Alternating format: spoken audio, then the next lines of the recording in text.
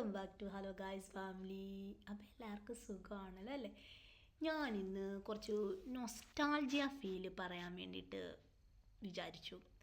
അപ്പോൾ അത് അമ്മയോട് സംസാരിച്ചപ്പം അമ്മ ഇങ്ങനെ ഫോൺ വിളിച്ചപ്പം കുറച്ച് നൊസ്റ്റാൾജിക് ഫീലൊക്കെ വന്നപ്പം എനിക്കതിങ്ങനെ ഷെയർ ചെയ്യാനായിട്ട് തോന്നി.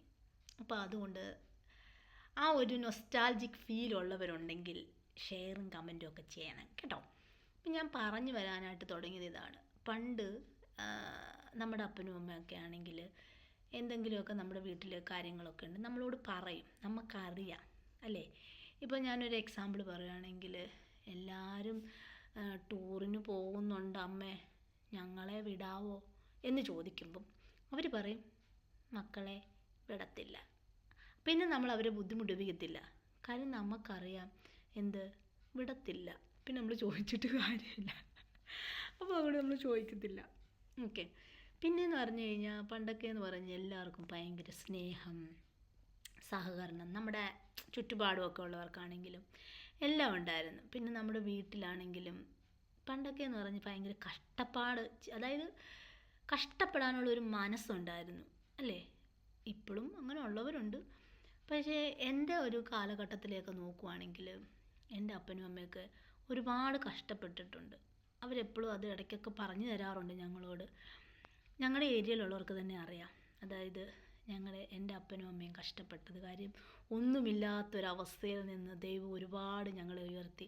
പലരും എൻ്റെ അപ്പനോടും അമ്മയോടും ചോദിച്ചിട്ടുണ്ട് ഞങ്ങൾക്ക് നിധി കിട്ടിയിട്ടുണ്ടോ എന്ന്. അങ്ങനെ പോലും ചോദിച്ചിട്ടുണ്ട്. ഞങ്ങളുടെ നാട്ടിൽ അങ്ങനെ പോലും ഒരു കിംവദന്തി വന്നിട്ടുണ്ട്. പക്ഷേ ഞങ്ങളുടെ നിധി എന്ന് പറഞ്ഞ് ഞങ്ങളുടെ അപ്പനായിരുന്നു. ഇനി അമ്മയുണ്ട്. അപ്പൻ ആ ഒരു നിധി ഞങ്ങൾക്ക് പോയി, ഇനിയുള്ളത് ഞങ്ങളുടെ അമ്മയാണ്. അപ്പോൾ അതായിരുന്നു ഞങ്ങളുടെ നിധി. കാര്യം അവർ അത്രത്തോളം കഷ്ടപ്പെടുന്ന ഒരു അപ്പനും അമ്മയായിരുന്നു. മിക്കവരും ചോദിക്കാറുണ്ട്, ചിലവരൊക്കെ ചോദിക്കാറുണ്ട് ഇത്രയൊരു ഫാമിലി അഡിക്ഷൻ എന്താണെന്ന്. കാര്യം ഞങ്ങളങ്ങനെ ആയിരുന്നു. ഞങ്ങൾ സഹോദരങ്ങളാണെങ്കിലും ഒരു മുട്ടായി കിട്ടിയിട്ടുള്ളെങ്കിലും ഞങ്ങൾ പരസ്പരം അത് അങ്ങോട്ട് കൊടുത്ത്, അങ്ങനെ. ഇപ്പം കപ്പലണ്ടിയൊക്കെ ഞങ്ങളുടെ ആങ്ങള വാങ്ങിച്ചുകൊണ്ട് വരുമ്പോഴാണേലും അതൊക്കെ ഷെയർ ചെയ്ത്, അങ്ങനെയൊക്കെ ഉള്ളൊരു ഷെയറിങ് ആൻഡ് കെയറിങ് ആയിരുന്നു. അല്ലാതെ അത് അവർക്ക് അങ്ങനെയല്ല. ഒരു ഡ്രസ്സേ ഉള്ളെങ്കിലും 2 പേർക്കും ഇടാം, അങ്ങനെയായിരുന്നു. അപ്പോൾ അതുകൊണ്ട് തന്നെ എന്തെങ്കിലും ആണെങ്കിലും നമുക്ക് തന്നെ കഴിക്കാനാണെങ്കിലും തോന്നത്തില്ല, നമ്മൾ എടുത്തു വെക്കും. അങ്ങനെയൊക്കെയുള്ള ഒരു കാലഘട്ടമായിരുന്നു. അപ്പം ആ ഒരു നൊസ്റ്റാൾജിക് ഫീലിങ്ങിന് അമ്മയോട് സംസാരിച്ചുകൊണ്ടിരുന്നപ്പം എനിക്ക് എൻ്റെ മനസ്സിലേക്ക് വന്നു. അതുകൊണ്ടാണ് ഞാനിതിപ്പോൾ പറയാൻ തോന്നിയത്. അങ്ങനെയുള്ള ചിന്തകളൊക്കെ നിങ്ങൾക്ക് ആർക്കെങ്കിലും തോന്നാറുണ്ടോ? ഉണ്ടെങ്കിൽ ഷെയർ ചെയ്യണേ, അന്ന് കമൻറ്റ് ചെയ്യണേ. ഓക്കെ.